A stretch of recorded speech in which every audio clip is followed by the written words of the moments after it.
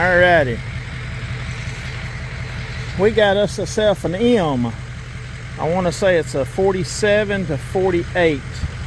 It's a low number VIN. I'm out of LED and I got one out on my tag light. But we got wheel weights. Daggone, I don't know, brand new tires. Let me see DOT date on them. They're Firestone. They high dollar tires. Ain't no cracking, weather cracking in them. They'll take some cleaning up. But he couldn't get it to start and he drug it. We need to remake these arms. They all bent and twisted out of thin metal. Those would strip out, so that ain't accurate. That tire's got cut up on something, but the battery box got hit by the lift, top link. Big spline PTO. This is the first John Deere made with the lift. I forgot what kind of hydraulic lift it was, but he said the gear, it's hung up in gear. And the shifter come up like that, I'm sure that it's in between. I'll have to take that cover off and get it back into gear. But they welded this on. They had some ungodly weights on that sucker. I don't know if up under that it wasn't welded. I'll have to see. Had the starter rebuilt. That's $100. But front tires are good. Alternator, the old man he bought it from, it was running and he died. They got the inserts in the bed of the truck. The grill ain't beat up too bad. It can be fixed and straightened.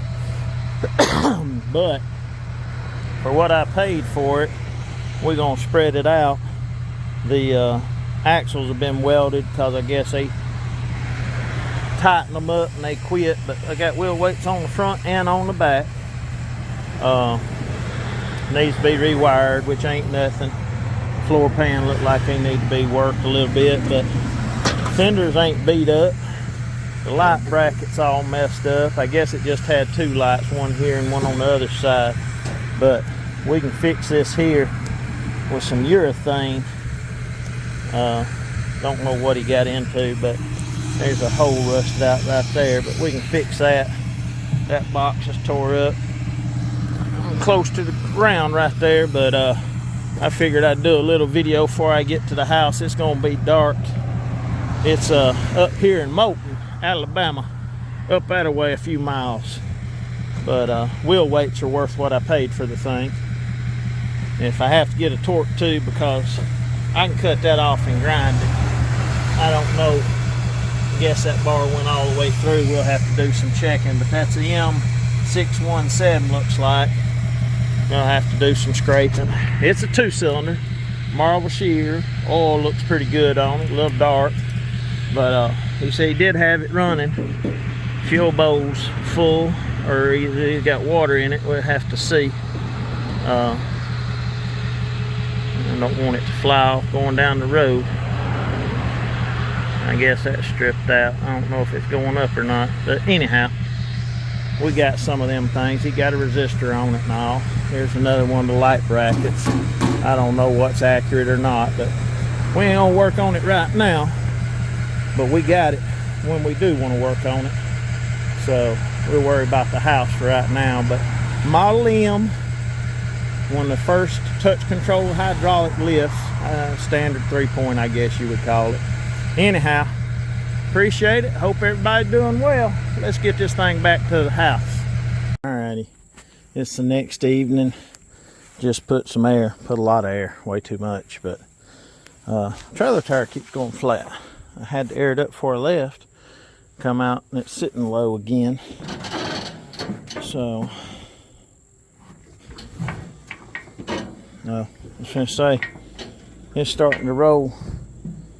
It's locked in gear. I've got the bolts off of the,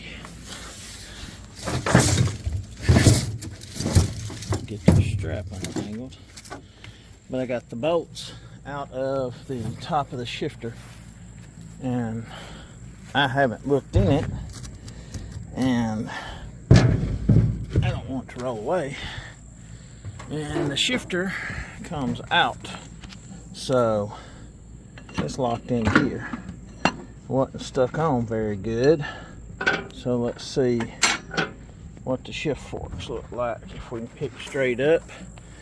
and out. Might have to get two hands. Let's see, that ain't gonna stand there. Hold on, let you look at that junk for a second. Shift fork don't come out. So, gate. I don't know how these transmissions are. I see these two levers. Two levers. I think that says hoist. Might just be a part number. Hold on. Oh, my bad, finger. Can't tell if it's that way or the other way. I'll have to look and see what these are, because that moves in a little bit. This one don't want to move. I'll tear up my watch. So, don't know. I can tell that R and second lines up with the fourth and first.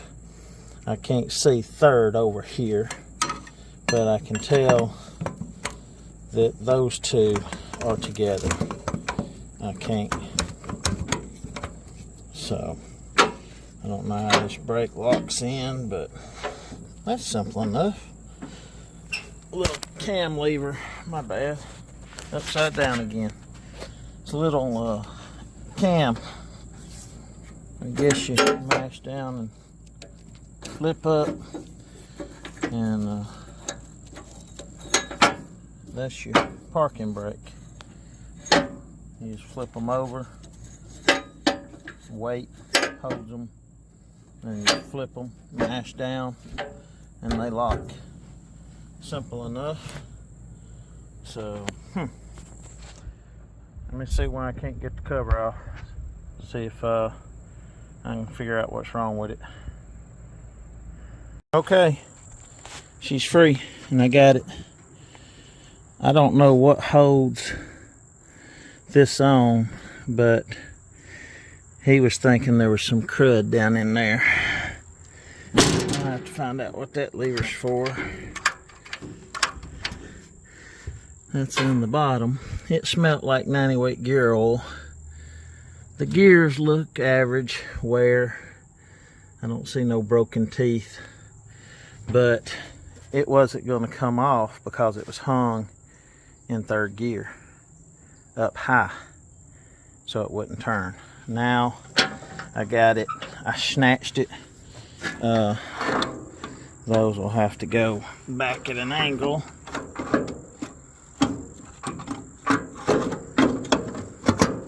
So that was easy enough. This should not come out. Reverse and second's okay, and first and third's over here.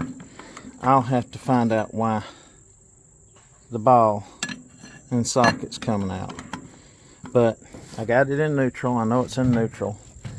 I'm gonna tighten that down, and I'm gonna put the seat bottom back on it, and I'm gonna go over there and drop it off on that side of the barn. That was my main thing, to get it rolling. Now, I knew this had been off because there was a lock washer laying right here. This one didn't have a lock washer, and this one didn't have a lock washer under it. So I knew it had been off.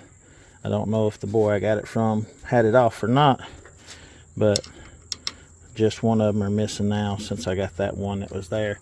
There's probably one in this seat bottom pan, whatever, toolbox I guess it was. I called it a battery box on the first part of the video, but that's the battery box. Supposed to have a side on it that we're missing, but the tires are brand new. I don't know what he got up against to chew it up, but like I said, we can sculpt some urethane on that. It's just cosmetics, but there's no weather checking on either side, and those are Firestone Power Max or Power Mark. This one's a Kelly Sports Sprint Field or something. That one's a Firestone, but any tire that's got the raised letters up on them are good tires. This one's the Firestone. So I guess whatever got into that, he got into this really good. But the tread is close to the same. This would be a double bump on this side. Like this is sharp point. This one's bumped, rounded.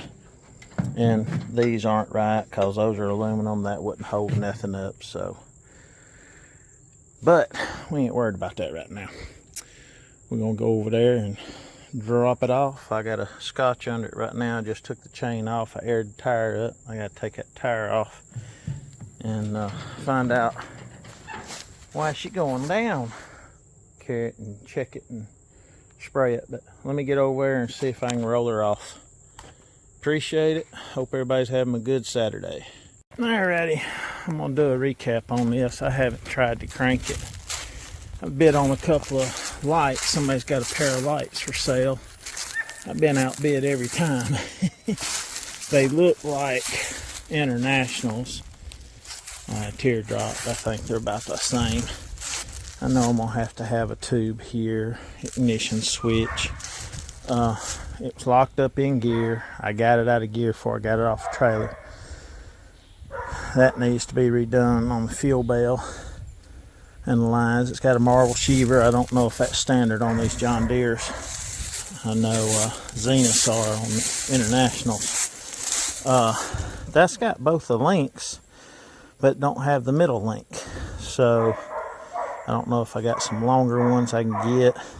They sell a different style bracket for that third link, top link. These arms need to be remade. I've seen a couple of different ones. Like I said, this tire can be fixed here. Firestone, Kelly Springfield. Big spline. And these two levers, I said I didn't know what they were for. One's to engage the hydraulics and one's to engage the lift, I think. That works the lift up and down, but I think if it's disengaged it won't work. I'm not sure, but that's for the hydraulics. I don't know if it gets a shifter ball on top to tell the gears. I don't think it does. I got a boot coming, and I got to ask my buddy next weekend how that fits in. And next weekend, Shelby, Alabama's Iron Festival. So I'll be down there, not taking a tractor, going to take an old car. But it was locked up into third, got it out.